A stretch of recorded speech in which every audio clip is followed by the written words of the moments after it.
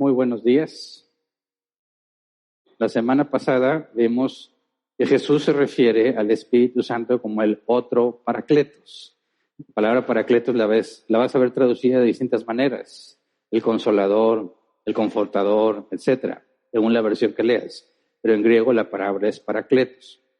Es alguien llamado para ayudar, abogado, defensor e intercesor. Pero por la palabra griega hace referencia a alguien que está cercano. Por eso en el contexto cultural hace referencia al abogado de la familia. Esa persona que ha estado siempre con la familia, siempre ha estado involucrado en todos los asuntos de la familia y se le conoce como el abogado de la familia, que ayuda cuando es necesario. Entonces la Biblia describe así al Espíritu Santo como el otro Paracletos, porque el primer Paracletos es Jesús. Y vimos que el Espíritu Santo toma el lugar de Jesús, ¿verdad? En la ascensión, Jesús no puede estar más físicamente con los discípulos, pero el Espíritu Santo continúa la tarea. De hecho, de una manera mucho más efectiva a la hora de tener en cuenta la gran comisión, porque Jesús en su naturaleza humana estaba físicamente limitado, ¿verdad? No podría estar con sus discípulos, todos sus discípulos al mismo tiempo. Vemos que Jesús se apartaba y se llevaba 3, o se apartaba con los 12 y no con los demás, porque había un grupo de 70, ¿verdad? Después de los 12, pero con el Espíritu Santo está con cada uno de los creyentes todo el día, todo el tiempo, en todo momento. De manera que Jesús dijo, les conviene que me vaya, ¿verdad? Porque la tarea del Espíritu Santo, que es continuar con lo que Jesús estaba haciendo, se lleva a cabo de una forma más eficiente considerando la gran comisión. Entonces, cuando Jesús estaba con ellos, el Espíritu Santo los enseñaba, les recordaba lo que necesitaban saber. Cuando ascendió, el Espíritu Santo se encarga de cumplir eso.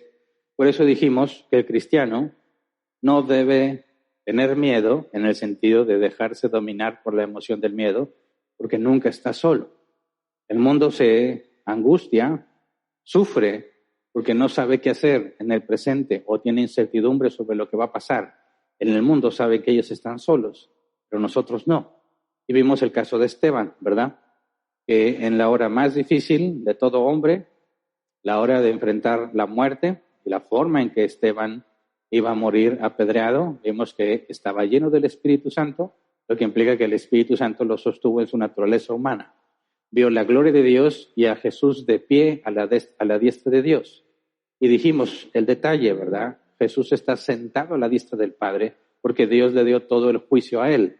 Pero cuando Esteban ve a Jesús de pie a la diestra de Dios, eso implica que Jesús no está en calidad de juez, sino en calidad de Paracletos, el abogado defensor.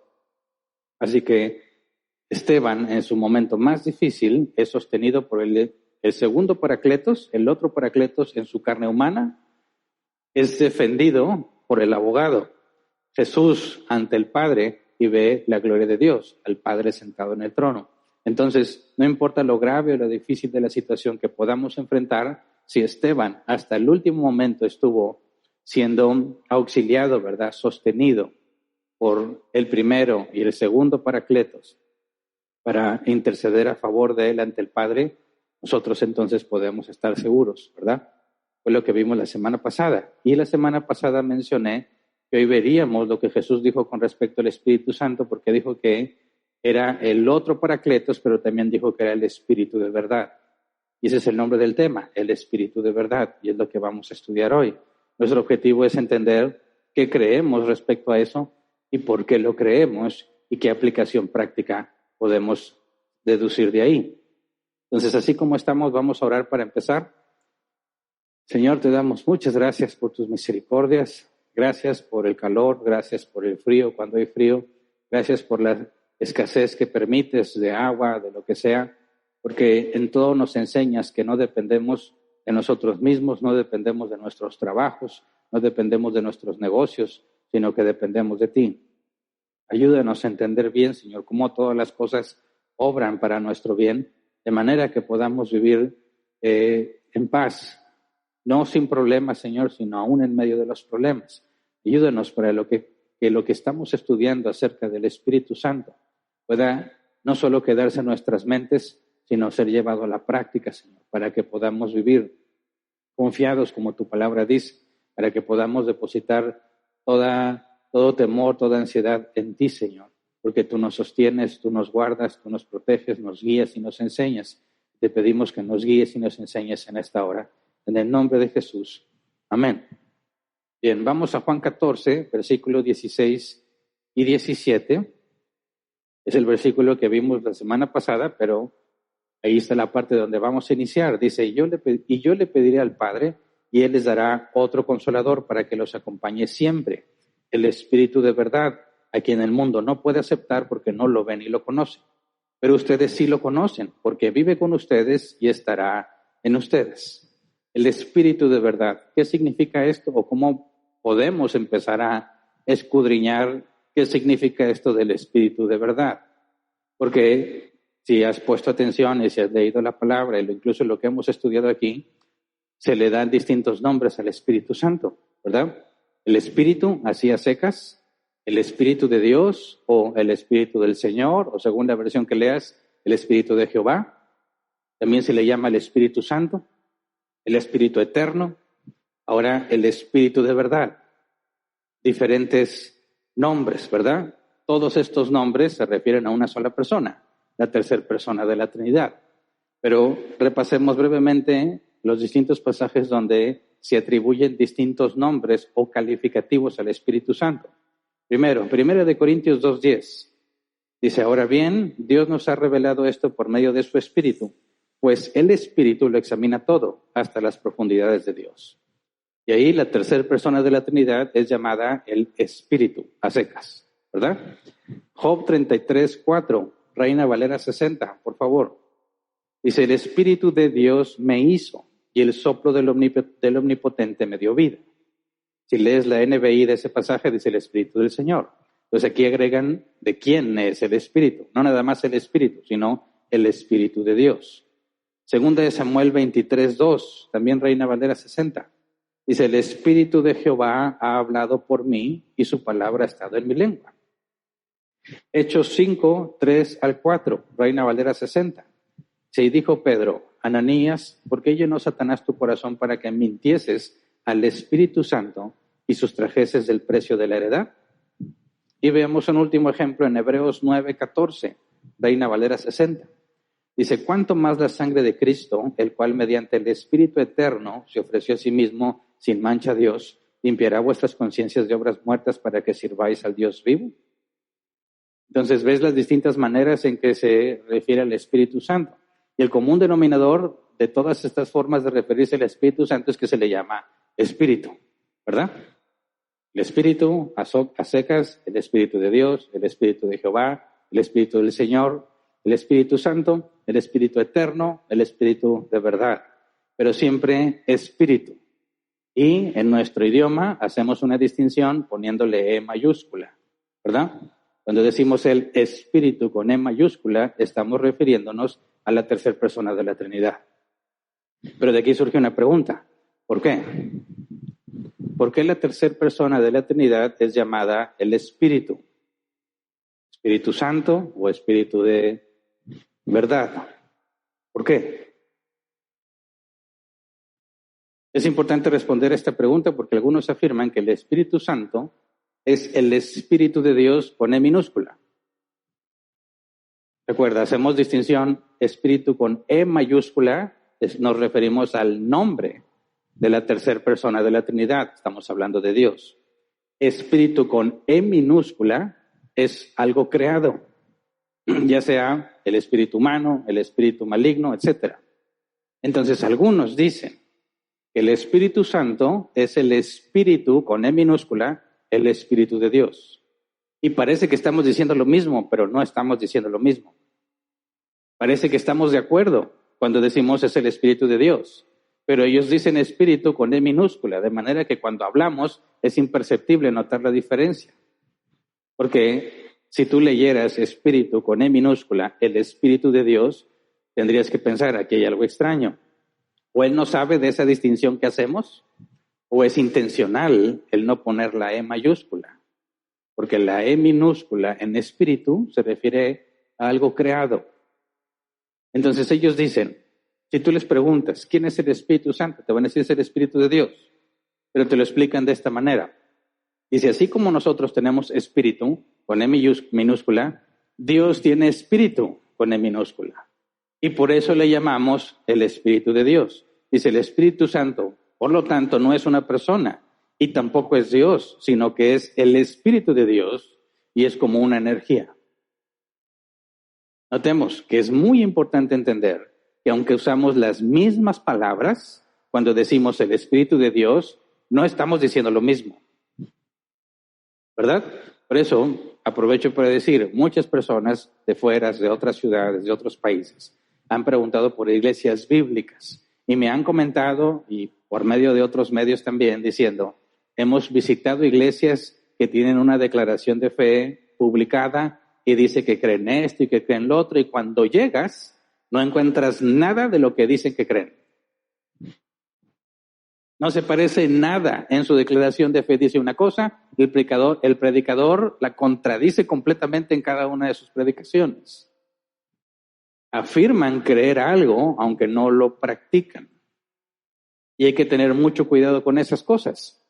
No porque vayas a cometer o nada más una pérdida de tiempo de ir a una congregación donde dice que son bíblicos, pero en realidad no lo son.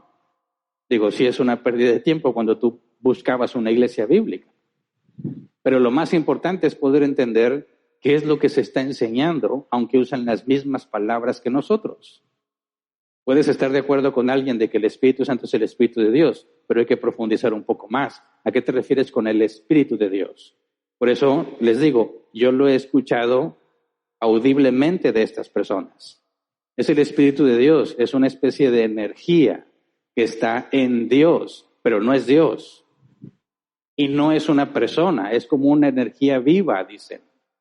Es como un poder que fluye y hace cosas y que Dios lo envía, pero no es Dios el Espíritu de Dios. Y no es una persona el Espíritu de Dios. ¿Qué responderías a esto? ¿Cómo empezarías a explicar que hay un problema en lo que afirma? Porque en palabras, si no conoces la Biblia, dirías, tiene sentido, ¿no? Si yo tengo espíritu y soy a imagen de Dios, dicen algunos, entonces Dios debe tener su espíritu. Por eso me ha tocado hablar con personas que hablan de cómo es Dios. Les pregunto, ¿cómo es Dios? Yo tratando de llegar al punto bíblico. Tú no puedes saber cómo es Dios, no puedes saber cómo es Dios a menos que leas la Escritura. Pero preguntas, ¿cómo es Dios? Y te dicen, pues, como nosotros. Tiene 2 brazos, 2 piernas, tiene cara. ¿Y cómo llegas a esa conclusión? Porque la Biblia habla del brazo fuerte de Dios. Habla del estrado de sus pies, ¿verdad? Habla de que haga resplandecer su rostro sobre ti. Así que tiene que tener brazos, tiene que tener piernas y tiene que tener rostro. Digo, no, eso es antropomorfismo, ¿verdad? Se nos habla de Dios como si fuese un humano para que podamos entender. Pero si Dios no tiene materia y no ocupa un lugar en el espacio, no puedes decir que tiene cara, y que tiene brazos y que tiene pies, ¿verdad? Decimos que Dios es, ¿qué? Dios es espíritu. Y entonces empieza a poner algo complejo, porque tú me hablas del Espíritu de Dios, ¿verdad? Entonces estamos de acuerdo que el Espíritu Santo es el Espíritu de Dios, así lo dice la Biblia. Pero ¿a qué nos referimos con eso? Entonces empecemos a analizar y a responder, porque los que afirman que el Espíritu Santo es el Espíritu de Dios con E minúscula, por lo tanto, el Espíritu de Dios no es Dios, sino algo de Dios, un poder, una energía. Lo primero que tendríamos que responder es, bueno, hay unicitarios que piensan que solo el Padre es Dios, que Jesús no es Dios y que el Espíritu Santo no es Dios. Por ejemplo, los testigos de Jehová. Ellos piensan que el Padre es Dios y que el Espíritu de Dios es el Espíritu con E minúscula, una fuerza que proviene de Dios o un poder que nace de Dios. Pero lo que tendríamos que responder primero a ellos que piensan que solo el Padre es Dios, sería entonces por qué la Biblia le llama al Espíritu Santo, también le llama el Espíritu de Cristo. Por ejemplo, Filipenses 1:19 dice, porque sé que gracias a las oraciones de ustedes y a la ayuda que me da el Espíritu de Jesucristo, todo esto resultará en mi liberación. Entonces, el argumento de que es el Espíritu del Padre se echa por tierra ante este pasaje, porque también es el Espíritu de Jesucristo. Gálatas 4:6, ustedes ya son hijos. Dios ha enviado a nuestros corazones el Espíritu de su Hijo, que clama, Abba, Padre. Pues el Espíritu Santo es el Espíritu de Dios, es el Espíritu del Hijo. Entonces la idea de que es solo el Espíritu del Padre no tiene sustento bíblico, la descartamos, ¿verdad? Ahora hay otro grupo de cristianos, según ellos, que dicen el Padre es Dios, el Hijo es Dios, pero el Espíritu no. Con el mismo argumento. El Espíritu es el Espíritu del Padre y del Hijo, pero no es una persona, es una energía, es un poder. Bueno, se escapan de la primera, ¿verdad? ¿Qué respondemos en este caso? Bueno, si es ese Espíritu Santo, es algo que está en el Padre y en el Hijo, tienes un problema con la Escritura, sobre todo en Juan 4:24, que dice, Dios es Espíritu, y quienes lo adoran deben hacerlo en espíritu y en verdad. Entonces, el Padre es Espíritu, el Hijo es Espíritu, y el Espíritu, ¿qué es? Espíritu. Y se vuelve complejo, decimos, a ver, entonces, el Padre es Espíritu, el Hijo es Espíritu, y el Espíritu es Espíritu. ¿Cómo me dices que el Espíritu es el Espíritu del Padre y del Hijo, si el Padre y el Hijo también son Espíritu? No tiene sentido. Entonces, mi intención es hacer que a ustedes les surja la duda de que ahorita se estén preguntando, entonces, ¿por qué le llamamos Espíritu Santo a una sola de las tres personas de la Trinidad si las tres personas de la Trinidad son Espíritu? ¿Te lo habías preguntado? ¿Por qué nada más a la tercera persona de la Trinidad se le llama Espíritu? Si el Padre y el Hijo y el Espíritu son Espíritu. Estos son el tipo de preguntas que tenemos que saber responder para poder detectar doctrina errónea, algo que se desvía de lo que la Escritura enseña.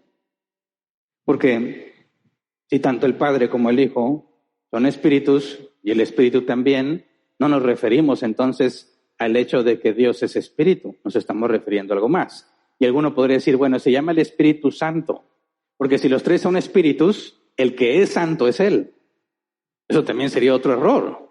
La Biblia afirma que Dios es santo, el Padre, el Hijo y el Espíritu, los tres son santos, los tres son Dios, coiguales, coeternos, ¿verdad? Es la misma esencia divina, entonces tampoco nos referimos a eso. Entonces sí, las tres personas son espíritu y las tres personas son santas. ¿Por qué la tercera persona de la Trinidad le llamamos Espíritu Santo? La respuesta es sencilla, porque esa es la obra que realiza en la redención. No sé si me explico. La tercera persona de la Trinidad es la que se encarga de trabajar en nosotros para que seamos santos. Y quiero explicarlo con más detalle. La Biblia hace distinción entre espíritus con E minúscula. Por ejemplo, habla del espíritu del hombre. Santiago 2:26. Dice, pues, como el cuerpo sin el espíritu está muerto, así también la fe sin obras está muerta. Ahí es un espíritu con E minúscula y habla del espíritu humano. El ser humano está compuesto de una parte material y una parte inmaterial. Esa parte inmaterial es lo que se le llama espíritu, ¿verdad? El hombre, el ser humano, es bipartito. Algunos ven la distinción en tres partes: cuerpo, alma y espíritu. Yo me refiero que tanto el alma como el espíritu, para los que piensan que son dos entidades separadas, sigue siendo algo inmaterial. Mi postura es que espíritu y alma son nombres intercambiables para la misma esencia inmaterial. Entonces, el ser humano está compuesto por una parte material y una parte inmaterial. Y a esa parte inmaterial le llamamos espíritu. Y la Biblia es clara en esa distinción. Hechos 7:59. Mientras lo apedreaban, Esteban oraba. Señor Jesús decía, recibe mi espíritu. ¿Ok? Esa es la parte inmaterial del ser humano. Y luego nos habla de otro tipo de espíritus. Por ejemplo, 1 Samuel 16:14. Dice, el espíritu del Señor se apartó de Saúl y en su lugar el Señor le envió un espíritu maligno para que lo atormentara. Y ese espíritu maligno que Dios envió, es decir, que Dios permitió que sucediera, no es el espíritu humano, ¿verdad?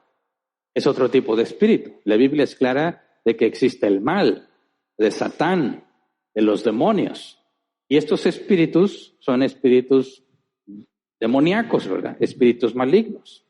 Marcos 1, 23 al 24 dice, de repente en la sinagoga un hombre que estaba poseído por un espíritu maligno gritó, ¿por qué te entrometes, Jesús de Nazaret? ¿Has venido a destruirnos? Yo sé quién eres tú, el Santo de Dios. Y aquí tenemos referencia a los espíritus malignos. Última referencia, Hechos 19, 16.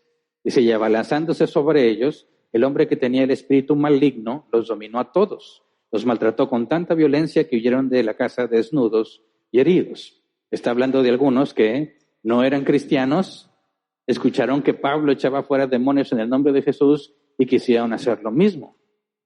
Quisieron repetir la fórmula, como decir abracadabra. Dijeron así, en el nombre de Jesús el que predica Pablo, le dijeron al demonio, te ordenamos que salgas. Y si lees el pasaje, el demonio les dice, conozco a Jesús, conozco a Pablo, pero ustedes ¿quiénes son? Se abalanza sobre ellos, los golpea, los desnuda, los humilla y tienen que salir corriendo. De manera que podemos ver bíblicamente que los espíritus malignos tienen influencia sobre los hombres, ¿verdad? Y mucha gente cuando ve películas de terror le preocupan esos espíritus malignos.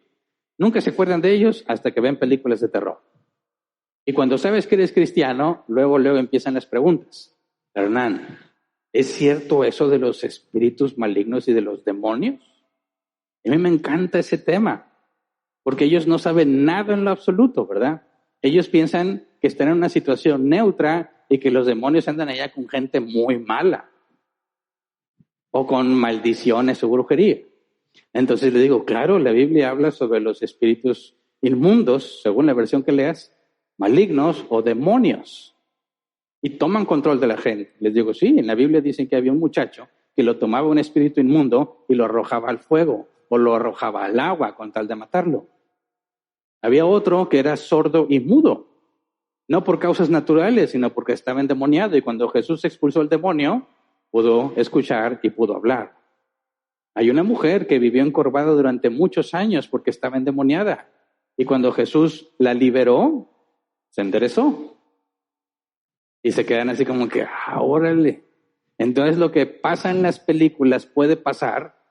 Mira, vas a ver mucha ficción en las películas, pero el hecho de que un demonio pueda controlar a una persona o dañar a una persona es un hecho bíblico. Entonces es cuando les empieza a dar miedito.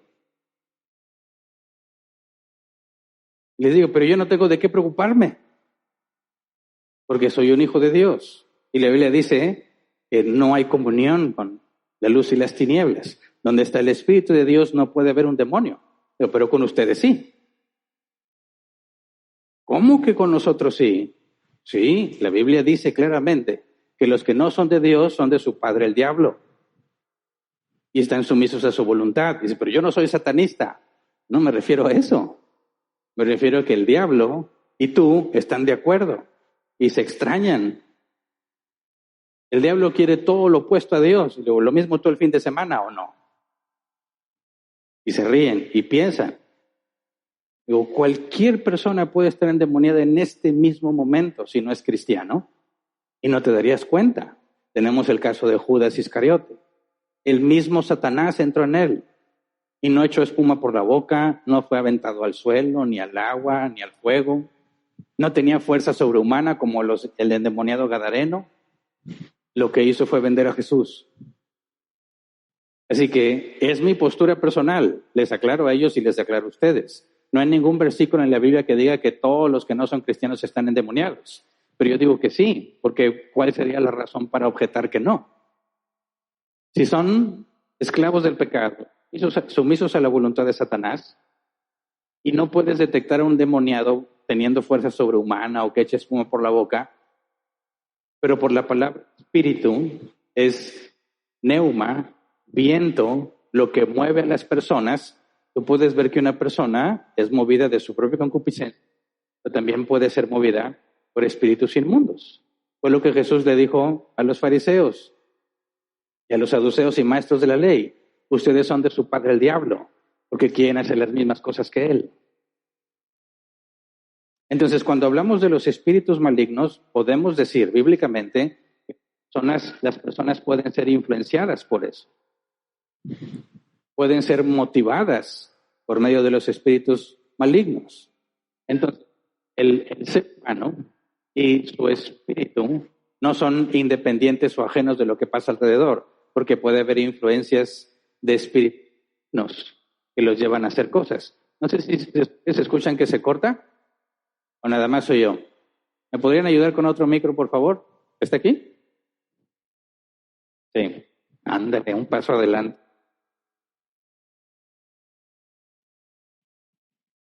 ¿Me escuchan?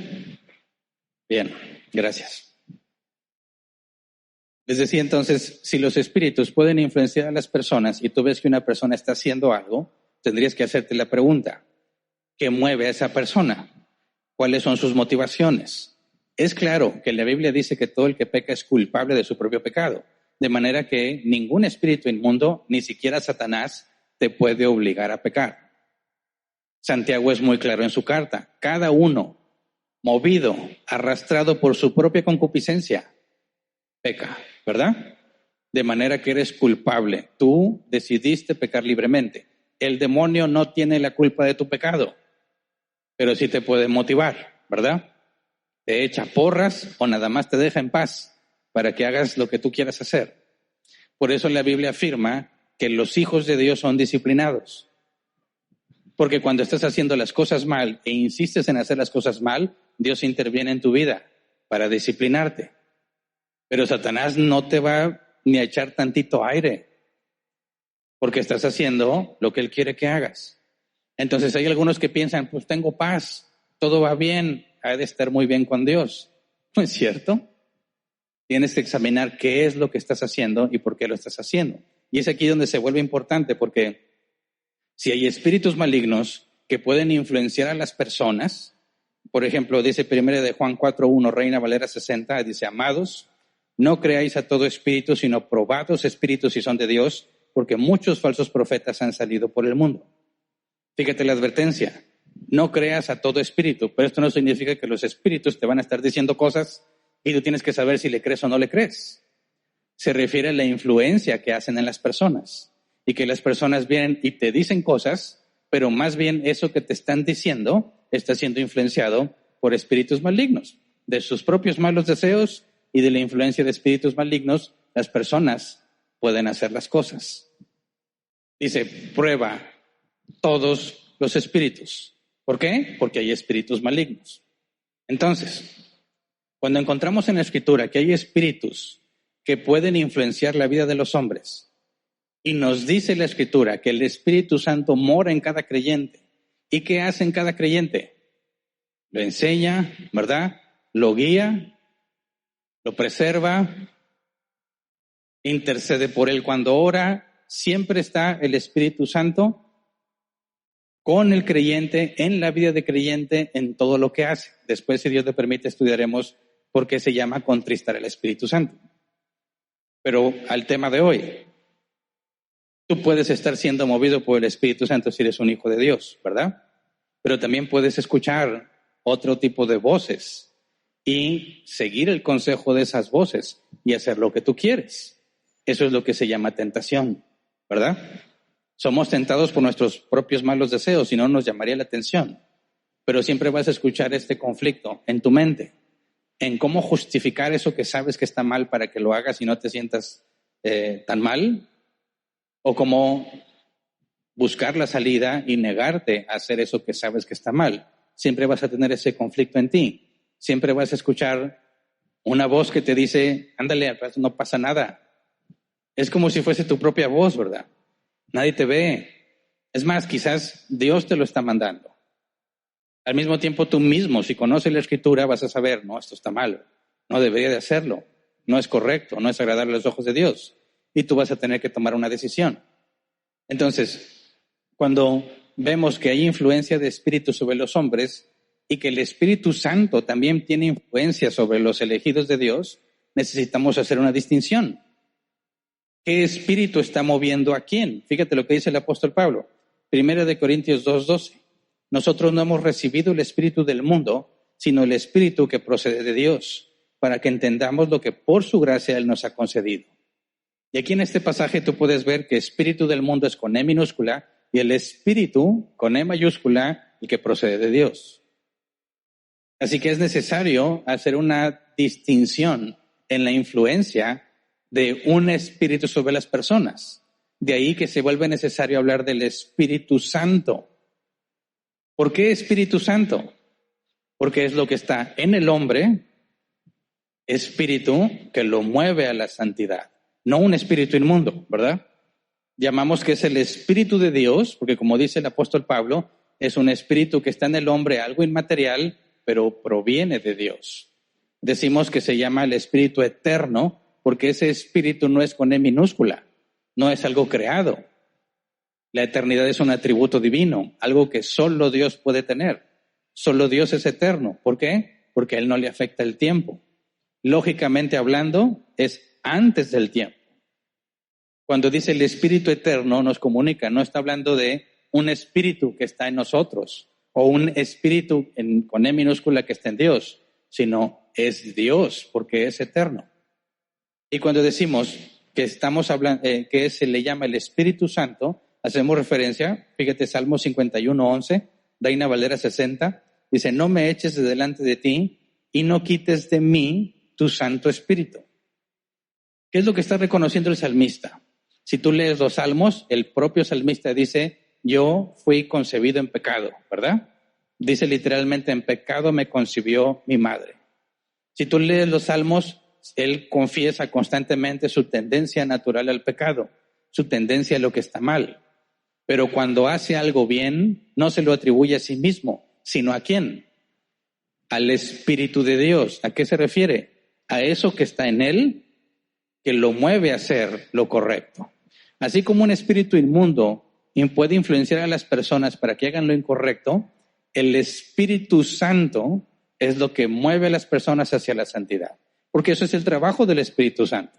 Está en nosotros y nos hace entender, nos enseña, nos recuerda, nos guía. ¿Todo eso para qué? Para que crezcamos a la imagen de Jesús, o sea, para que crezcamos en santidad. Por eso se le llama el Espíritu Santo. No está haciendo referencia a la esencia de que Padre, Hijo y Espíritu Santo son espíritu, sino a la obra que hace en el creyente. ¿Me explico? Así como decimos que Jesús es nuestro Redentor, es el que pagó el precio, decimos que la tercera persona de la Trinidad es el Espíritu Santo. ¿Qué significa eso? Es eso que está en nosotros que nos hace crecer en santidad. ¿Se entiende? Entonces, ¿qué significa? Que es el Espíritu de verdad. No estoy diciendo que hay uno de mentiras, ¿verdad? Como si este es el de verdad. No. El Espíritu de verdad. Si el Espíritu Santo es el Espíritu que trabaja en nosotros para que seamos más santos, ¿qué significa que sea el Espíritu de verdad? La respuesta es obvia, ¿no? Jesús lo dice en Juan 16, versículo 12 al 13. Dice, muchas cosas me quedan aún por decirles que por ahora no podrían soportar, pero cuando venga el Espíritu de la verdad, Él los guiará a toda la verdad, porque no hablará por su propia cuenta, sino que dirá solo lo que oiga y les anunciará las cosas por venir. ¿Por qué se le llama el Espíritu Santo? Porque nos hace crecer en santidad. ¿Por qué el Espíritu de verdad? Porque nos guía a toda la verdad. ¿Se entiende? Ahora, cuando dice aquí que los guía a toda verdad, no significa que a todo conocimiento. Como algunos nos vimos tentados en la escuela y algunos vi que lo hicieron. Están en un examen, van a presentar matemáticas, odian las matemáticas, no se prepararon, pero dicen, yo creo en la palabra, que dice que el Espíritu Santo me guiará a toda verdad. Así que ellos creen que van a pasar el examen porque en ese momento el Espíritu le va a dar las respuestas correctas, porque la respuesta correcta sería la verdad. No está hablando de eso, ¿verdad? Lo estás descontextualizando por completo. Está hablando de la verdad en los asuntos de Dios, la que tenemos en la Escritura. Te guía a toda la verdad, no a cosas falsas, ¿verdad? No a toda verdad en el sentido de matemáticas y ciencias y biología, sino a la verdad de Dios con respecto a la salvación. Fíjate lo que dice la Biblia de Estudio de la Reforma. Dice, esto se refiere a la verdad sobre Dios, no al conocimiento temporal de todo tipo. El Espíritu Santo guió a los escritores del Nuevo Testamento que prepararon la nueva revelación escrita que ocuparía su lugar junto a las escrituras del Antiguo Testamento. El Espíritu les recordó a los escritores del pasado, cuando escribieron, a los escritores del Nuevo Testamento, les ayudó a interpretar para el presente y reveló las cosas que iban a suceder, por ejemplo, Apocalipsis. Puedes ver que lo que Jesús les dijo se cumplió al pie de la letra cuando lees la Biblia. A nosotros nos va a guiar a la verdad no como información nueva que no existe, sino la que ya está en la palabra. Esto es importante porque cuando dice que no hablará de su propia cuenta, sino que dirá solo lo que oiga y les anunciará las cosas por venir, no vayas a descontextualizar y decir, bueno, es como tratar de decir, Señor, dime qué me va a pasar mañana, porque tu palabra dice que tú me mostrarás las cosas que están por venir. No está hablando de eso, ¿verdad? Está hablando de todo lo que ya está revelado, sobre todo en Apocalipsis. Lo que tiene que ver con tu vida como cristiano, ¿qué es lo que va a pasar? La Biblia dice, en el mundo tendréis aflicción, ¿verdad? Seréis perseguidos, aunque muchos de nosotros quizás nunca hemos experimentado eso. Pero son las cosas que van a suceder. Entonces, es el Espíritu Santo quien hace esa tarea en nosotros. Por eso le llamamos Espíritu Santo, Espíritu de verdad. Ahora, si es el Espíritu Santo, nos guía a la santidad. Si es el Espíritu de verdad, nos guía a toda la verdad. Por consecuencia, aunque parece muy obvio, tenemos que hacer esta aclaración. El Espíritu Santo jamás te guiará a algo que no sea santidad, ¿verdad? Y jamás te guiará a una mentira. Jamás. Ya no sería el Espíritu de verdad si te guía una mentira. No sería el Espíritu Santo si te guía el pecado. Eso jamás va a suceder. Por eso, fíjate bien, entramos a la etapa de aplicación. Dijimos, el Espíritu Santo, y lo hemos dicho en semanas anteriores, es la tercera persona de la Trinidad y lo demostramos bíblicamente. Ahora decimos que, ¿por qué es el Espíritu Santo? Bueno, porque esa es la obra que realiza en el creyente. Nos hace crecer en santidad. Es el Espíritu de verdad porque nos guía a toda verdad. Excelente. Conocimiento adquirido. Ahora, ¿qué aplicación tiene? ¿Qué aplicación tiene? Bueno, si el Espíritu Santo guía a los cristianos, ¿verdad? Y les enseña la verdad, tienes un estándar de lo que es verdadero y lo que no en la Escritura. Tienes un estándar de lo que es bueno y lo que no en la Escritura. Es decir, si el Espíritu Santo te guía a todo lo bueno, y vamos a... se me movió aquí el versículo, perdón. Segunda de Pedro 1, 20 y 21, dice, ante todo, tengan muy presente que ninguna profecía de la Escritura surge de la interpretación particular de nadie, porque la profecía no ha tenido su origen en la voluntad humana, sino que los profetas hablaron de parte de Dios, impulsados por el Espíritu Santo. De aquí decimos, el Espíritu Santo es el autor de la Escritura, ¿verdad? Toda la palabra que tenemos de Dios, dice Pedro, fueron estos hombres que la escribieron, fueron impulsados por el Espíritu Santo. Es el Espíritu Santo quien tuvo el control de todo lo que se escribió en la Biblia. Ahora, si el Espíritu te guía hacia la santidad, te guía a la verdad, nunca te guiará en contra de la palabra, porque es la propia inspiración del Espíritu Santo, ¿verdad? Lo que hizo que los hombres escribieran la palabra. Con esas herramientas puedes llegar a conclusiones que no son agradables para muchos y que incluso pueden calificarte de ser legalista. Por ejemplo, cuando una persona te dice que es movida por el Espíritu Santo a hacer algo, ¿podrías saber si está diciendo la verdad o no? Cuando alguien dice es que el Espíritu Santo me movió a esto, ¿está diciendo la verdad o no?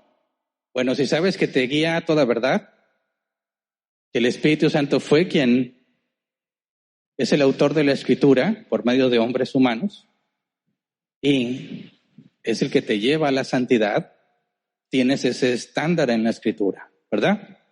Por ejemplo, y es algo que todavía vemos con mucha frecuencia, cuando aquellos que se reúnen, se dicen cristianos y se ponen a gritar como locos, a hablar en lenguas todos al mismo tiempo y a moverse y saltar y revolcarse y maromas santas y lo que sea, dicen que son movidos por el Espíritu Santo, ¿correcto? ¿Dicen la verdad o no dicen la verdad? puedes saber tú si efectivamente el Espíritu Santo los está moviendo o no. Y aquí entro en terrenos donde los cristianos empiezan a decir, no, espérate, no juzgues. No juzgues. Jesús dijo, no juzguen para que no sean juzgados. Casi siempre te dicen ese pasaje. Pero se les olvida que Jesús también dijo, juzguen con justo juicio. ¿Verdad? Cuando Jesús dijo no juzguen, se refiere a que no seas hipócrita. Que las cosas que tú haces mal, no estés señalando con el dedo al que también las hace mal, como si tú no las hicieras. Se requiere autoridad moral para decir, yo no hago eso. Por eso puedo reprenderte por lo que haces. ¿Me explico? Pensemos, porque tenemos que tomar esta decisión, porque muchas veces los cristianos dicen, lo que Dios quiere es que nos amemos. Lo importante del evangelio es el amor, así que no entres en discusión. ¿Se acuerdan cuando nos corrieron de la alianza de pastores? ¿Por qué nos corrieron de la alianza de pastores? Por ser bíblicos. Esa es la razón. La alianza de pastores de toda una ciudad dice, no queremos a ustedes porque son bíblicos. ¿Qué es lo que están diciendo implícitamente? No nos importa qué dice la Biblia. Nosotros vamos a hacer lo que nos parece mejor, ¿verdad? Ahora piensa, aquellos que se ponen a hablar en lenguas, estos supuestos hombres de Dios que le dicen a su congregación, ahora todos empiezan a hablar en lenguas y dicen, denle la libertad al Espíritu Santo para que se mueva. Y empieza el griterío. ¿Lo has vivido? Levante su mano el que nunca ha visto algo así. Bienaventurados. Bienaventurados ustedes. De hecho, yo estoy pensando, no sé si un día lo vaya a hacer, seguro sí, si Dios me lo permite, quiero llevar a mis hijos a una de esas congregaciones.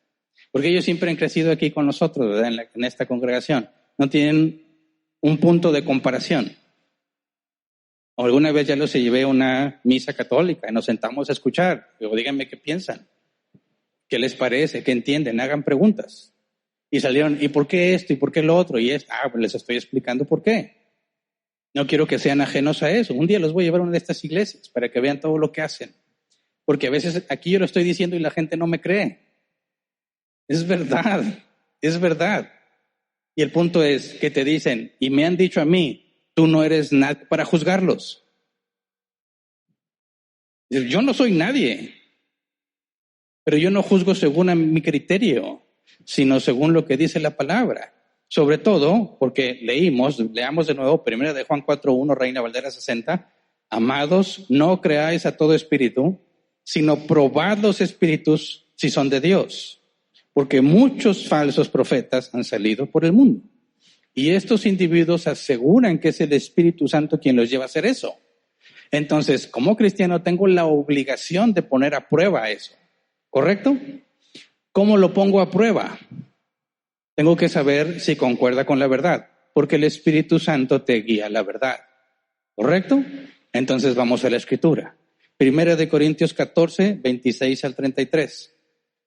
Dice, ¿qué concluimos, hermanos? Que cuando se reúnan, cada uno puede tener un himno, una enseñanza, una revelación, un mensaje en lenguas o una interpretación. Todo esto debe hacerse para la edificación de la iglesia. Si se habla en lenguas, que hablen 2 o cuando mucho 3, cada uno por turno y que alguien interprete. Si no hay intérprete, que guarden silencio en la iglesia y cada uno hable para sí mismo y para Dios.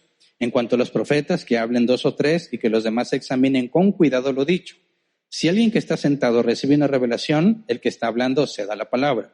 Así todos pueden profetizar por turno para que todos reciban instrucción y aliento. El don de profecía está bajo el control de los profetas porque Dios no es un Dios de desorden, sino de paz, como es costumbre en las congregaciones de los creyentes, etcétera, etcétera. Pero aquí tenemos una referencia muy clara. No vamos a cuestionar si lo que hablan son lenguas o no, ahora. Es cuando el hombre de Dios, que supuestamente se proclama hombre de Dios, les dice, ahora todos den en libertad el espíritu y pónganse a hablar en lenguas, genera un problema con lo que acabamos de leer, ¿cierto? Porque dice, hablen 2 o 3 y por turno. Ahí tenemos una tacha gorda. ¿Cómo puede ser que el supuesto hombre de Dios, que se siente movido por el Espíritu Santo, les diga algo opuesto a lo que el Espíritu Santo inspiró? ¿Se puede? No. Por lo tanto, miente. No es el Espíritu Santo quien lo está guiando. Ni a él, ni a todos los que se ponen a hablar. ¿Por qué? Porque dice también que si no hay intérprete, ¿qué? La NBI lo dice muy bonito, guarde silencio, ¿verdad? Reina Valera 60. Si habla alguno en lengua extraña, es versículo 27-28. Si alguno habla en lengua extraña, sea esto por 2 o a lo más 3 y por turno, y uno interprete. Y si no hay intérprete, calle en la iglesia y hable para sí mismo y para Dios. Cállese. ¿Verdad? ¿Están movidos por el Espíritu Santo? Por supuesto que no. Es opuesto a lo que el Espíritu Santo inspiró. Ahora me dicen, altanero, presumido. Ya me lo han dicho. ¿Cómo te atreves a decir eso? Porque es lo que la Biblia dice. Y engañan a las personas. Y les hacen pensar que Dios puede guiar a las personas aún en contra de su propia palabra. Y eso es absurdo, incoherente, no tiene sentido. ¿Verdad? Estábamos en la alianza de pastores y les empecé a citar la Escritura. No deberías hacerlo porque la Biblia dice esto. Y tampoco deberías hacerlo porque la Biblia dice esto otro. Y me dijeron, usted no sea presumido y cállese. ¿Por qué presumido? Porque le cito la Escritura. Entonces, ¿para qué sirve la Escritura? Para ignorarla. Fíjate bien, ¿cuál es la aplicación de entender quién es el Espíritu Santo? Juicio. Probad los espíritus. Tengo que juzgar lo que supuestamente están haciendo porque el Espíritu Santo los mueve. Y la conclusión es muy obvia. Mienten. No es el Espíritu Santo, será otro espíritu. No es el Espíritu Santo quien los está moviendo. ¿Se entiende?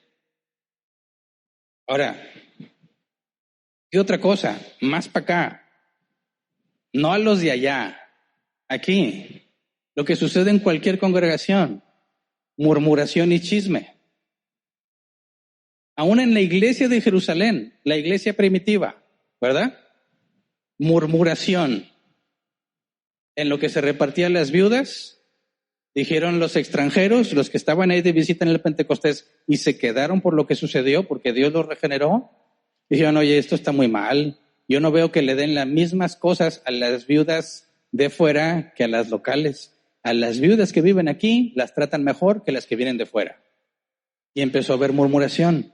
La gente empezó a hablar de eso que estaba mal. ¿Eso es pecado, sí o no? Claro. Pero pongámoslo en un caso práctico.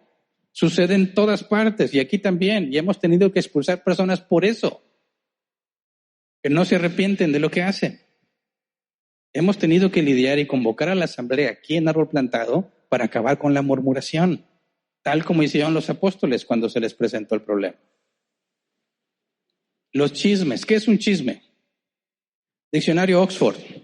Comentario o noticia no verificada que circula entre la gente, generalmente de carácter negativo. Como les dije el caso de los recién casados, Noé y Liz.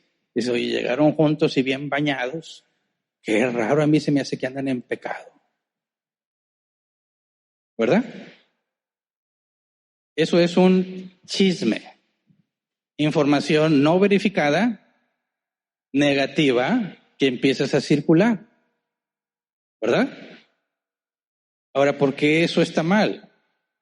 Hay un momento, bíblicamente hay un momento en el que se va a decir y se tiene que hacer del conocimiento público los pecados de alguno entre nosotros.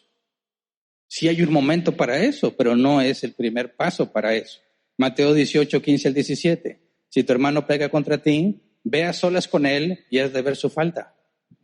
Si te hace caso, has ganado a tu hermano.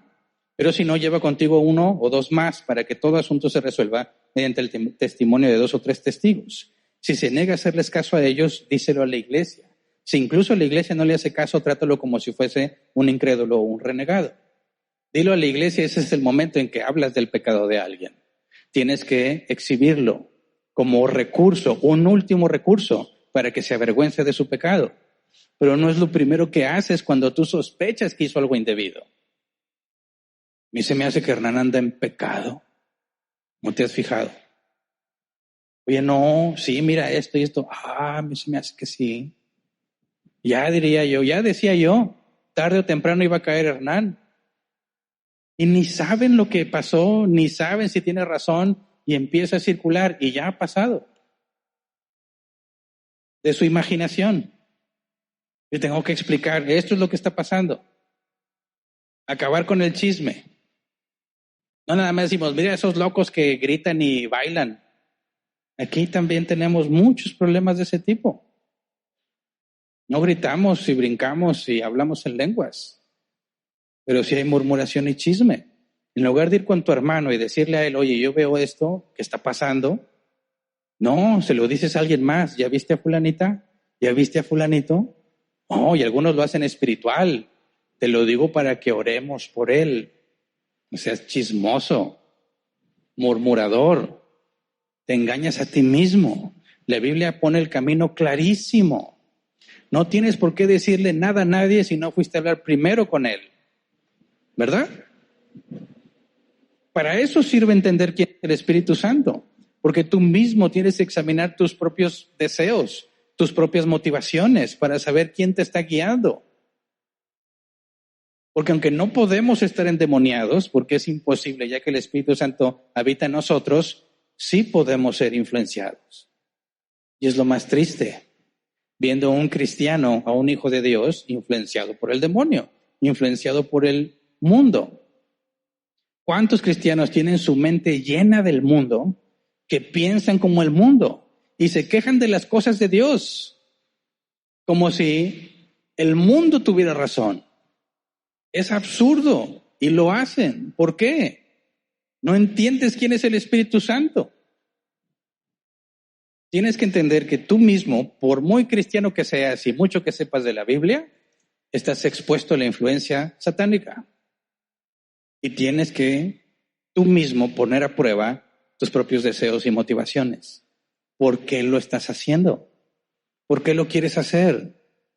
He escuchado en esta congregación, la mayoría de las personas ya no están aquí, fueron expulsados o se fueron solas.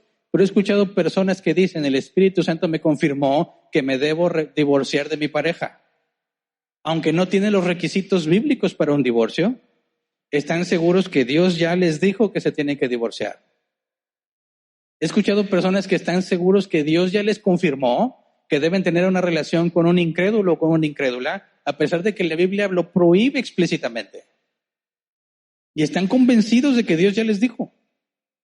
No es Dios. Jamás el Espíritu Santo te guiará en contra de la palabra de Dios. Jamás te confirmará algo que es opuesto a la palabra de Dios. Jamás. No es el Espíritu Santo. Es el demonio.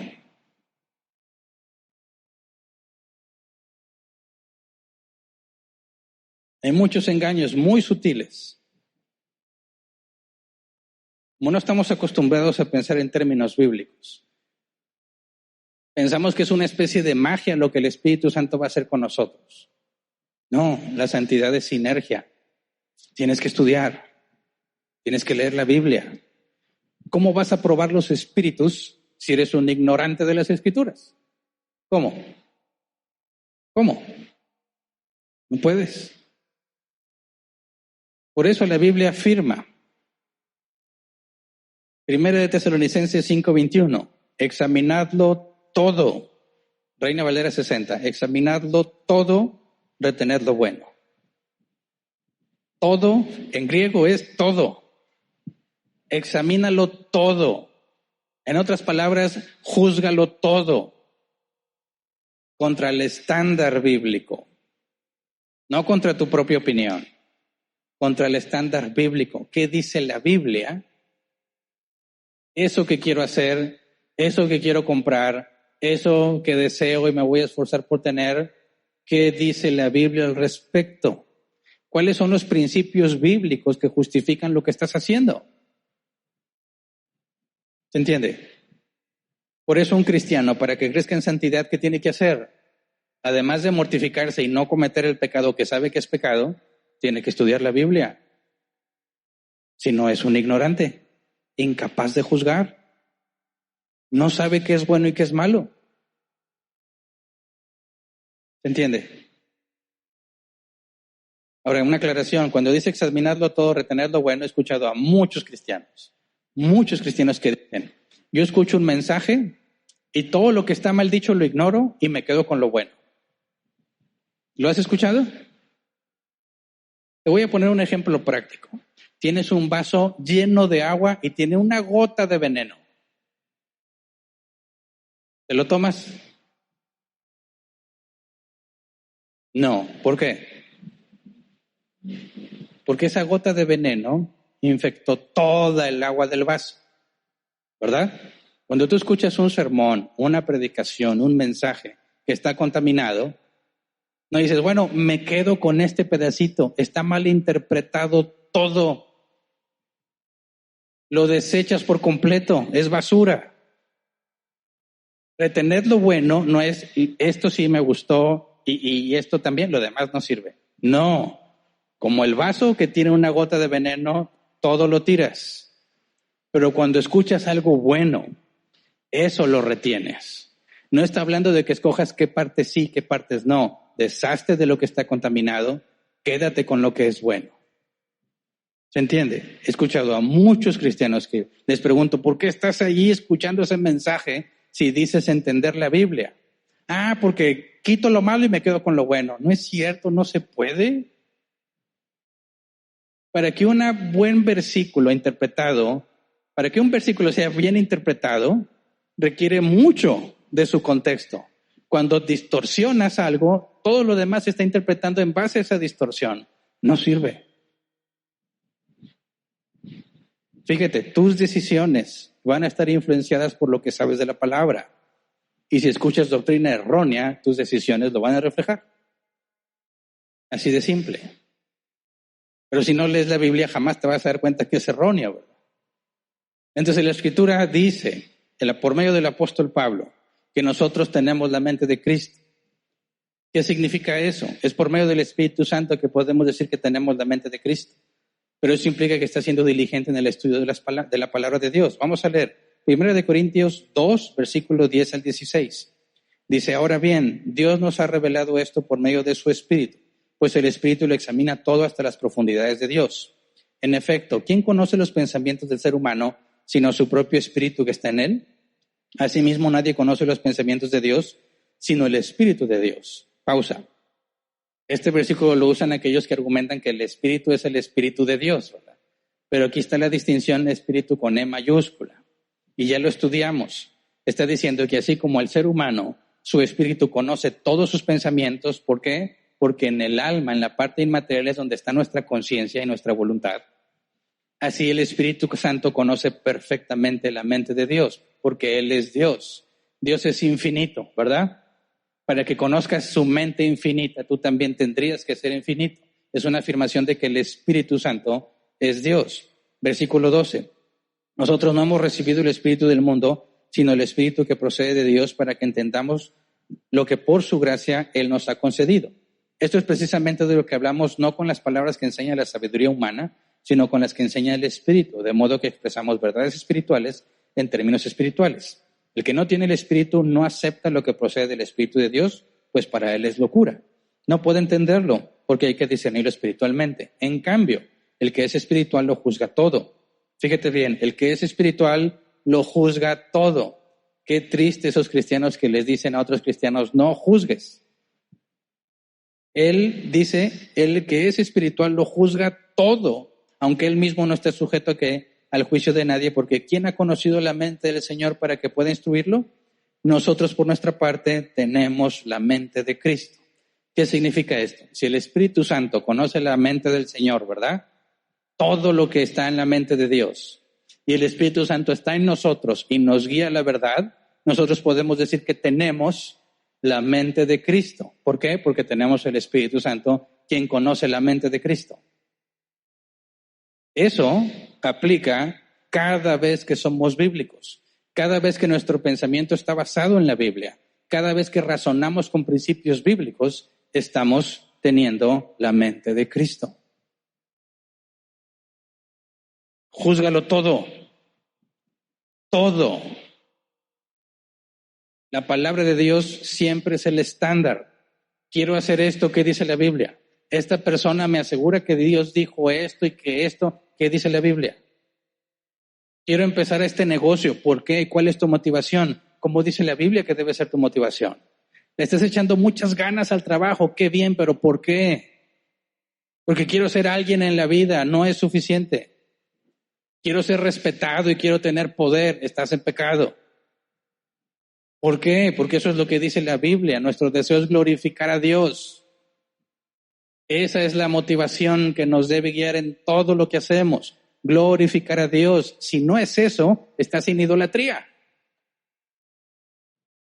Tu trabajo puede ser un ídolo para ti. Tus hijos, ¿por qué estás cuidando a tus hijos? Vas a escuchar muchas respuestas. Si ninguna de esas es glorificar a Dios, están mal. Tengo que cuidar a mi familia, tengo que educar a mis hijos. ¿Por qué?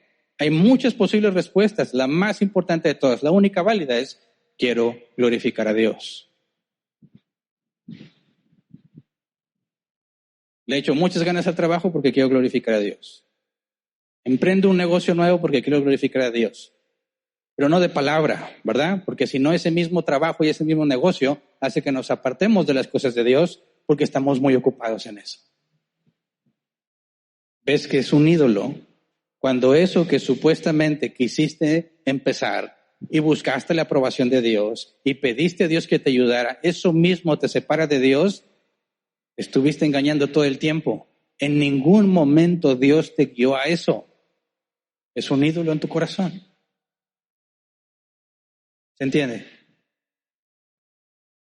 Por eso es tan importante, indispensable, que conozcas la palabra de Dios, que domines las cosas de la palabra de Dios. Si no, ¿qué clase de juicio tienes, verdad? ¿Cómo tomas decisiones? ¿Cómo haces lo que haces? Se parece al libro de Jueces. Dice cada rato, constantemente, cada uno hacía lo que mejor le parecía. Y es muy triste que muchos cristianos así viven. Hacen lo que les parece mejor, en lugar de dejarse guiar por el Espíritu Santo, que los guía a toda verdad. Entonces el Espíritu Santo conoce la mente del Señor, la mente de Cristo. El Espíritu Santo está en nosotros.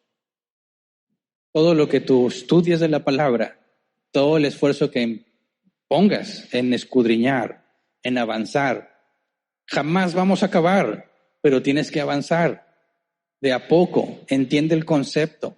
¿Qué significa esto? Entiéndelo, mastícalo, pregunta, resuelve tus dudas. ¿Ya lo comprendes bien? El que sigue. Muchos cometen el error de leer libro tras libro, tras libro, tras libro y piensan que se están haciendo sabios. No. Los fariseos eran los más estrictos, los que más dominaban el dominio, los que más tenían dominio de la ley. ¿Cómo los calificó Jesús? Raza de víboras, sepulcros blanqueados. De nada te sirve acumular conocimiento en tu cerebro. Tienes que aplicarlo. Y si tú te lees, y lo dicen con mucho orgullo, 8 libros en un mes, qué bien, pero ¿a qué horas lo aplicaste? ¿Cómo le hiciste para ponerlo en práctica? No importa que te tardes un año leyendo una de las cartas del Nuevo Testamento. Si cada cosa la dominas y empezaste a trabajar en ello, avanzaste. Bien hecho. ¿Se entiende? Entonces, si el Espíritu Santo es el Espíritu de verdad, tenemos que juzgarlo todo. Todo. No nada más a los que están afuera, que se dicen cristianos. También a ellos tenemos que discernir si es Dios quien los guía o no. Pero nosotros, cada uno en lo individual, la congregación, ¿qué dice la Biblia que debe de ser? ¿Qué hacemos? ¿Por qué lo hacemos? ¿Cómo lo estamos haciendo y cómo se lo enseñamos a otros? Es el enfoque de la vida cristiana, nunca debe cesar. Y es nuestra tarea hacerla nosotros mismos y en la congregación, ¿verdad? Entonces, por medio del Espíritu Santo es que podemos ser bíblicos, pensar en términos bíblicos. Eso es tener la mente de Cristo. Y necesitamos todos que el Espíritu Santo nos guíe.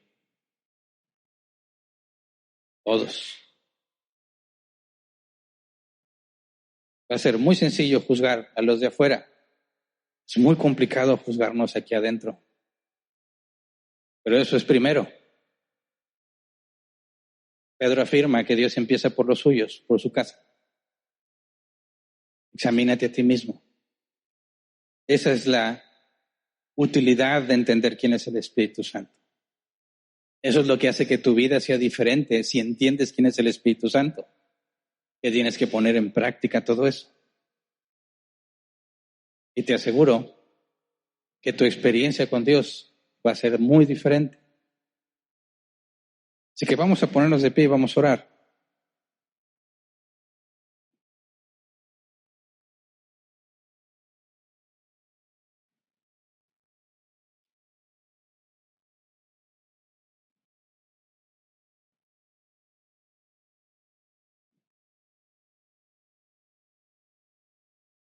Piensa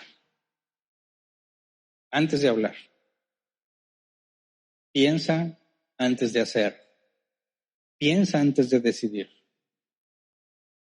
Pero piensa en términos bíblicos. Todos tenemos deseos. Todos estamos trabajando en algo que estamos buscando. Pregúntate por qué.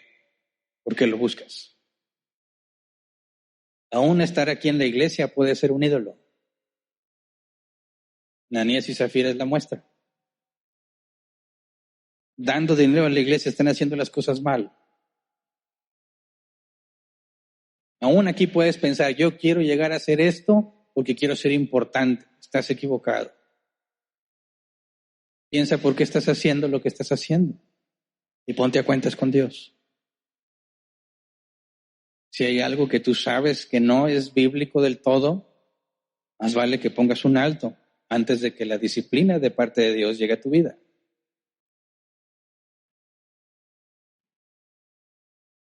Seamos honestos. Primero con nosotros mismos, reconociendo lo que está mal, luego con nuestros hermanos, teniendo la gracia y la tolerancia al hablar con ellos cuando las cosas se están haciendo de manera equivocada, sabiendo que nosotros tenemos problemas que lidiar también. Entiende qué dice la Escritura y ponlo en práctica. Vas a estar ocupadísimo con eso. Que no te deslumbren las cosas del mundo. El mundo parece tener éxito. En las redes sociales todos se ven felices. En las redes sociales todos se ven exitosos. Es falso. Es falso.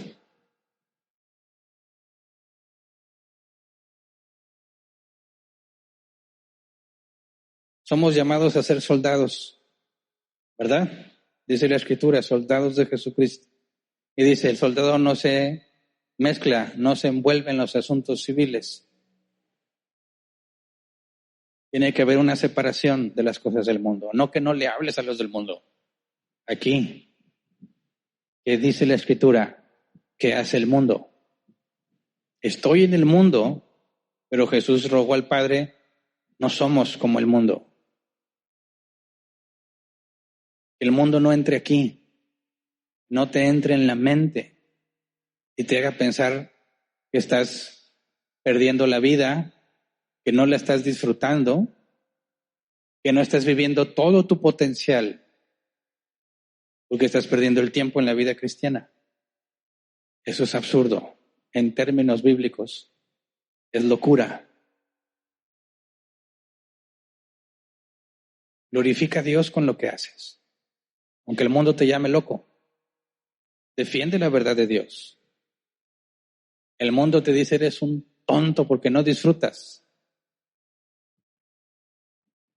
Y los cristianos dicen, sí, es cierto. Se está escapando mi juventud. Se está escapando mi potencial. No seas ridículo. No eres nada. Fuiste rescatado del lodo cenagoso, dice la Biblia. Fuiste comprado por precio para glorificarlo a Él, no para que hagas lo que mejor te plazca. No te confundas. De lo más vil y despreciado, dice la Escritura, de ahí tomó el Señor. Nuestro propósito es glorificarlo a Él. Y eso es lo que debemos rogarle. Así que vamos a orar. Señor, líbranos de toda la contaminación, como la iglesia en Corinto, Señor, que el mundo estaba muy metido en ellos. La cultura, las prácticas paganas estaban infiltrándose en la vida de los creyentes. Señor, y estamos con los mismos problemas, las mismas dificultades. Ayúdanos, ten misericordia de nosotros, Señor. Hemos aceptado muchas cosas del mundo como si fueran verdad. Hemos aceptado mucha falsa doctrina, Señor, en nombre de la paz y del amor. Ayúdanos, Padre, a apartarnos de esas cosas, a saturar nuestra mente con tu palabra en lugar de estar saturados del mundo. Es muy fácil, Señor. Es muy fácil dejarse llevar por la corriente de este mundo. Ayúdanos a ir contra corriente. Es muy cansado, Señor, permanecer fiel en esta cultura. Es pesado. Ayúdanos a permanecer fieles. Ayúdanos, Padre, a poder examinarlo todo. Ayúdanos a crecer en nuestro estudio de tu palabra. Ayúdanos, Señor, a entender cómo fue que le ordenaste a Josué: nunca se apartará de ti este libro de la ley, meditarás en él de día y de noche. Ayúdanos, Padre, entre todas las actividades que tenemos que hacer, a separar tiempo para escudriñar tu palabra, a no poner excusas de que estamos ocupados, Señor, porque lo más importante que podemos hacer es crecer en santidad, es en conocerte más, por encima de cualquier compromiso con el mundo. Ayúdanos, Padre, a estar comprometidos contigo en primer lugar. Ayúdanos, Señor, a tener siempre presente: en el mundo tendremos aflicción, Señor. Experimentaremos dificultades. Y ayúdanos a recordar que también tu palabra dice que así como hay días malos, habrá días buenos. Ayúdanos, Señor, a no confiar en lo que tenemos en este mundo, en nuestro trabajo, nuestro negocio, nuestra preparación académica, nuestra capacidad para hacer negocios, que todo, como dijo el apóstol Pablo, todo lo tengamos por estiércol, con tal de ganarte a ti. Ayúdanos, Señor, a no confiar en nuestra propia prudencia, a no confiar en nuestra memoria o en nuestro criterio, sino que siempre podamos acudir a tu palabra.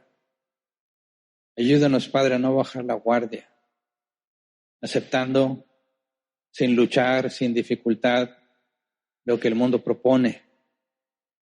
Ayúdanos, Padre, a crecer, como dice tu palabra, para que no seamos como niños o como barcos, Señor, sin vela, que son movidos por todo viento, por las olas y todo viento de doctrina. Ayúdanos a tener claro nuestro propósito aquí en la tierra. Somos embajadores del reino de los cielos. Ayúdanos, Padre, a hacer luz en las tinieblas. Perdona nuestra negligencia, perdona nuestro pecado, Señor. Cámbianos, pon el querer como el hacer en nuestras vidas. Ayúdanos, Padre, a dar el esfuerzo, la milla extra, para escudriñar, para orar, para hablar contigo, Señor, para poder mantenerme firme en tus caminos. Todo esto te lo rogamos en el nombre de Jesús.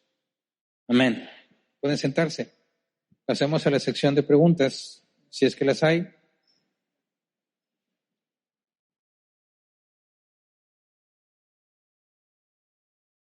Sí, ya hay preguntas aquí. Muy bien. Bueno, vamos a dedicar 15 minutos como máximo a tratar de responderlas. Si una pregunta no tiene que ver con el tema, la mandamos al final. Empiezo a leer. Dice Guillermo M. Buenas tardes, pastor. ¿Podría dar algún ejemplo de influencia satánica? Por otra parte, asistir a fiestas o reuniones de Halloween o Día de Muertos, ¿eso es exponerse a una influencia satánica? Mira,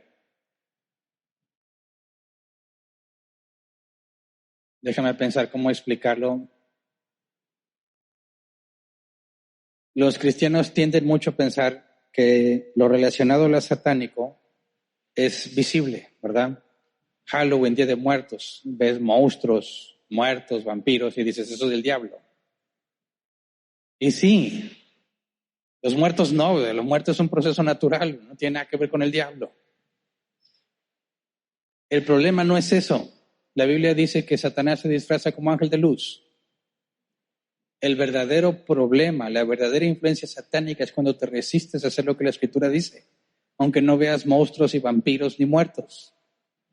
La verdadera influencia satánica es cuando empiezas a murmurar de tu hermano. Cuando en lugar de hacer lo correcto, cuando sabes que tienes un compromiso y decides no cumplirlo con cualquier justificación absurda, ahí está la influencia satánica.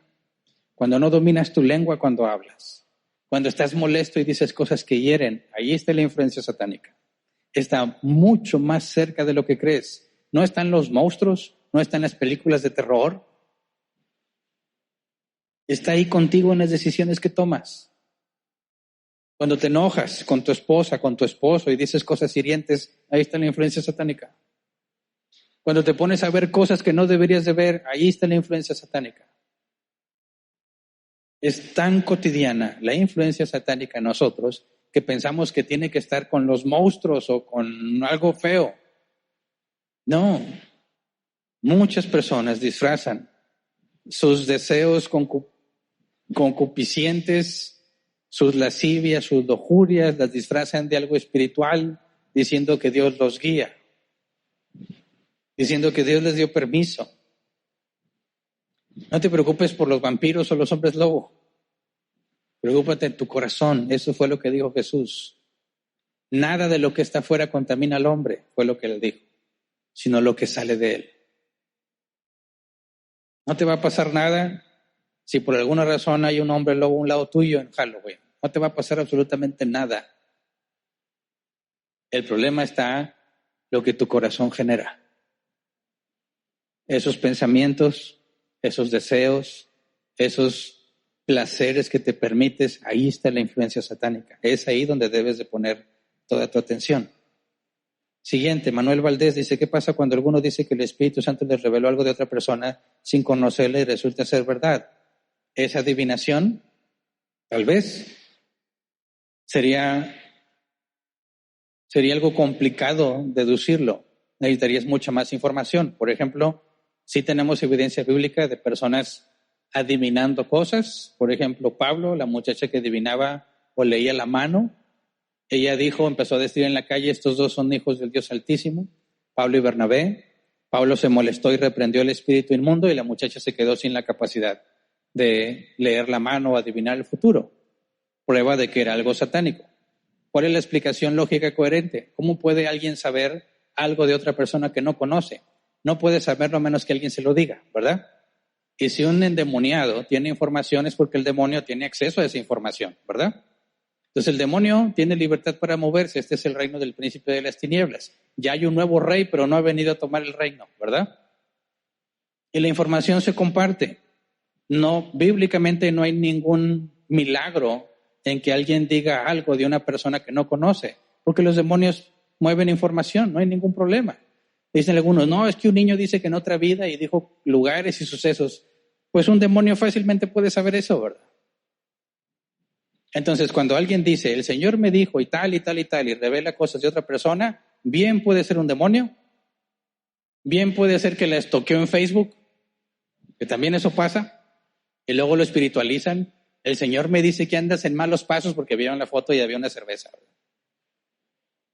Hay muchas cosas. Puede ser Dios, también puede ser Dios. Pero el hecho de que Dios use un individuo no significa que ese individuo es siervo del Señor. Dios usó a Judas para echar fuera demonios y sanar enfermos. Y Jesús fue claro que Judas nació para perderse. Entonces, no porque alguien tenga acceso a esa información significa que es Dios. Puede ser un demonio, puede ser otra cosa. Y si efectivamente fue Dios, aún así hay que examinar lo que esa persona hace y dice. Eso es lo que dice, si no me equivoco, en Deuteronomio. Cuando alguien, y es Dios dando la forma de poder detectar cuando un profeta viene de parte de él. Dijo, si viene un profeta y dice que algo va a pasar y no se cumple, mátenlo, porque se atrevió a hablar en nombre del Señor. ¿Cuántos muertos no habría ya? Muchísimos. Y dice, pero si dice algo y se cumple, y luego les dice, ven y adoremos a dioses ajenos que no conoces, dice la Escritura, sépanlo que los puse a prueba. O sea, que alguien, Dios le puede dar la capacidad, le puede revelar esa información y que diga esto va a pasar, porque solo Dios sabe lo que va a pasar, nadie más. Y si alguien lo dice es porque Dios le permitió, le dio esa revelación para que lo dijera. Pero luego lo que hace después de eso, si te distorsiona la Escritura, si te lleva a algo que no es bíblico, sépalo entonces, dice la Escritura, que te puso a prueba el Señor. ¿Qué es lo que tu corazón quiere? ¿Qué es lo que tu corazón sigue? Entonces es complicado nada más decir, pues resultó que lo que dijo es verdad. Hay muchas otras cosas que considerar. Hay mucho que conocer de esa persona, su testimonio, su doctrina, para saber si efectivamente está siendo movido por Dios o si nada más fue un instrumento de Dios, como lo fue Judas o como lo fue el rey Saúl. Siguiente, Johnny Jair dice enseguida de que Jesús le entregó a Pablo verbalmente las llaves del reino para atar y desatar, etcétera. Pasaje siguiente, Pablo estuvo endemoniado o influenciado por Satanás. Sí, ¿cómo es posible que Pablo, siendo guiado por el Espíritu Santo y Jesús mismo, se pudiera comunicar Satanás a través de él? El versículo es Mateo 16:23. Pero es Pedro, ¿no? Dice, Jesús se volvió y le dijo a Pedro, aléjate de mí, Satanás, quieres hacerme tropezar, no pienses en las cosas de Dios, sino en las de los hombres.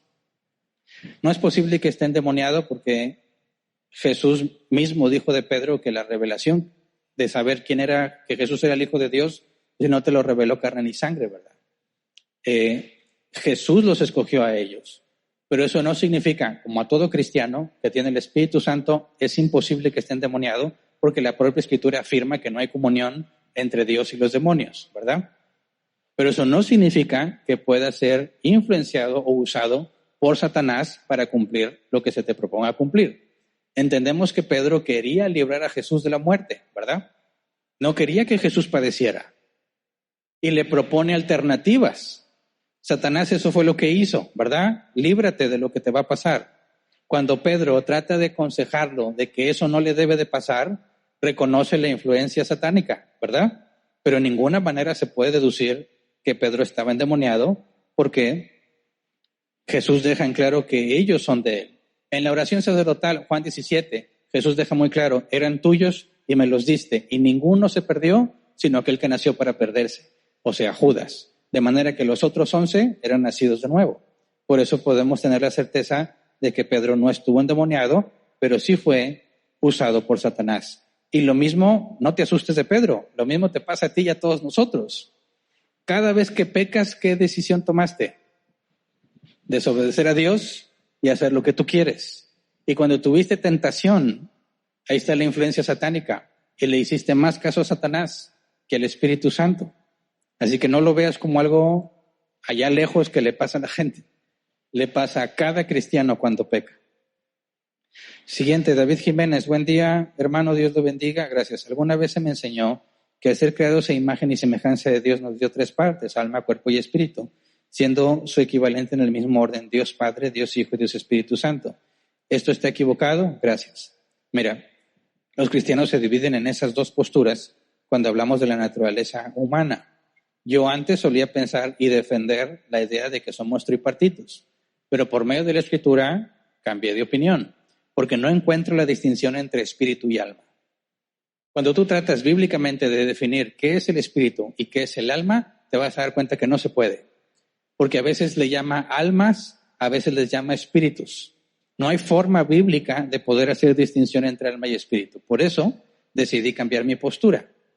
Espíritu y alma, desde mi postura, se refieren a la misma parte inmaterial de forma intercambiable, dado que no es posible hacer una distinción entre ellos. Pero respeto a los que piensan que hay 3. Quizás ellos ya encontraron la forma de hacer esta distinción, que me la pasen, ¿verdad?, para examinarla. No estoy cerrado a eso, pero mi conclusión, partiendo de la evidencia bíblica, es que no se puede hacer distinción entre alma y espíritu, por lo tanto se refieren a la misma esencia inmaterial del ser humano. Esa es mi postura, espero que te ayude de algo. Siguiente, Yosteyes, en la Biblia no he encontrado un pasaje donde se le dé alabanza o adoración al Espíritu Santo como al Padre o al Hijo. ¿Eso significa que en nuestras canciones tampoco deberíamos cantarle alabanzas al Espíritu Santo? Bueno, creo que te refieres a que no hay un versículo donde textualmente se diga alaben al Espíritu Santo, ¿verdad? Pero si tú desconectas la Trinidad de los pasajes, puedes concluir que en ningún lado se le da adoración al Espíritu Santo. Pero el concepto de la Trinidad implica que son el mismo Dios, ¿verdad? De manera que no puedes dar alabanzas separadas, porque es un solo ser. Si tú alabas a Dios, es Padre, Hijo y Espíritu Santo. Que en la economía de la Trinidad, es decir, en la manera en que se lleva a cabo la salvación, el Padre elige y damos gracias al Padre, ¿verdad? El Espíritu salva, paga el precio y alabamos por lo que hizo. Pero el Espíritu Santo que está en nosotros, en ninguna manera quedó fuera de todo eso, porque es parte fundamental de la salvación. Porque como vamos a ver, si Dios lo permite un poco más adelante, la regeneración es la obra del Espíritu Santo. Entonces, cuando Jesús dice, deben orar, Padre, que estás en el cielo, no significa que entonces el Hijo y el Espíritu Santo no se dan por aludidos. En la forma en que llevaron a cabo la salvación, cada una de las personas de la Trinidad tiene un papel que desempeñar.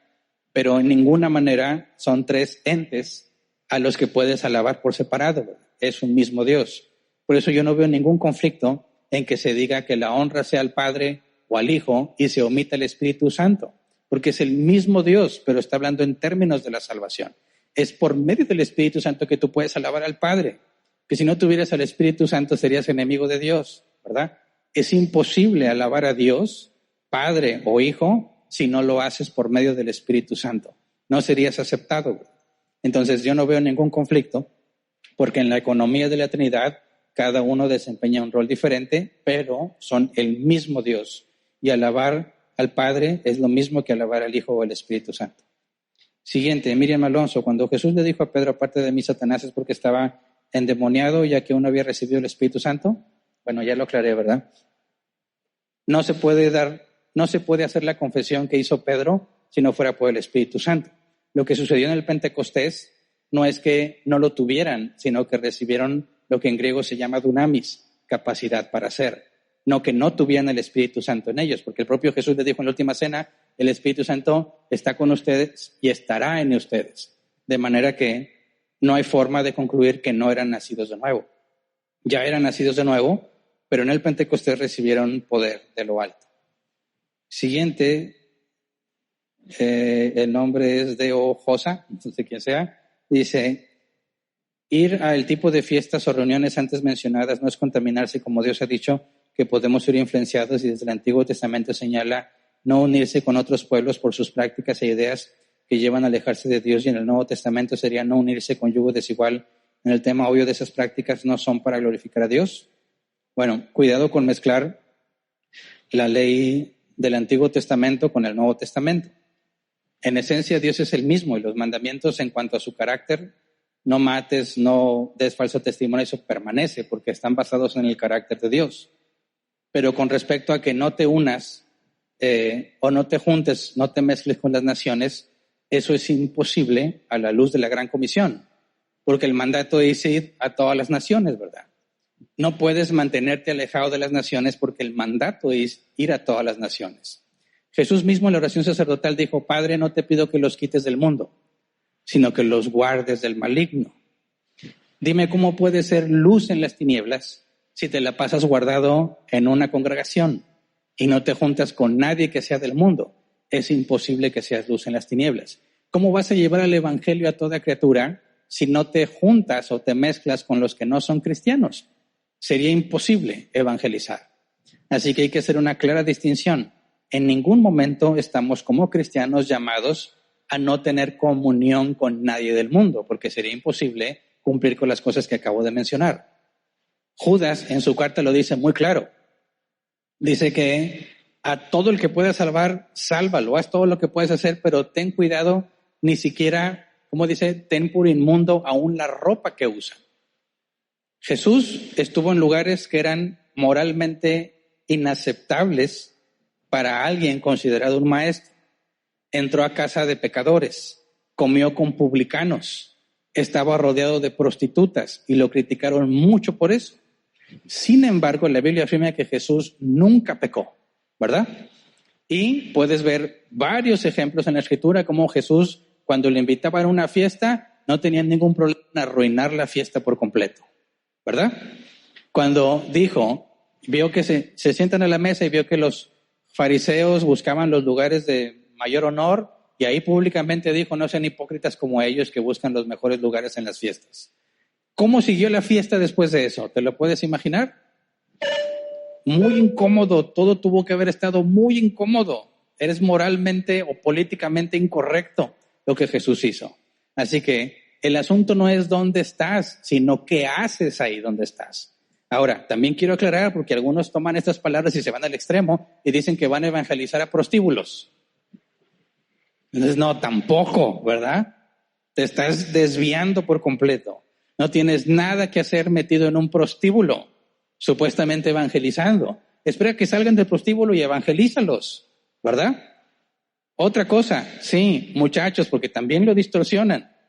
Entonces yo puedo ir a los antros y lo que sea, que al cabo el lugar no importa, sino lo que yo hago. También tienes que tener sabiduría. En esos lugares suceden cosas muy peligrosas. Y tú estando ahí, te expones. Así que hay que usar sabiduría. Tienes que decir, yo tengo que glorificar a Dios donde quiera que esté. En el trabajo, ahí hay muchos no cristianos, ¿verdad? En mi colonia donde vivo, hay muchos no cristianos. Me subo al camión, voy lleno de paganos. ¿Cómo le voy a hacer para aislarme? Imposible. Donde quiera que esté, porque tengo que estar, porque es mi responsabilidad, o es un medio al cual no puedo evitar, voy a glorificar a Dios donde esté. Pero si me hablas de recreación, de esparcimiento, un lugar opcional, no te metas en situaciones difíciles, ¿verdad? No seas insensato. ¿Se entiende? Entonces, no te aísles del mundo. Glorifica a Dios en el mundo. Pero cuando es tu opción, evitar lugares peligrosos, evítalos porque eso es más sabio. ¿Me explico? Se acabó el tiempo, ¿verdad? Bien, sí quedaron algunas preguntas ahí, pero ya no alcancé a responderlas. ¿Es todo entonces? ¿Hay algún aviso que se tenga que traer en línea? ¿No? Bueno, entonces, gracias a todos por su atención. Me despido y si Dios lo permite, continuamos la próxima semana.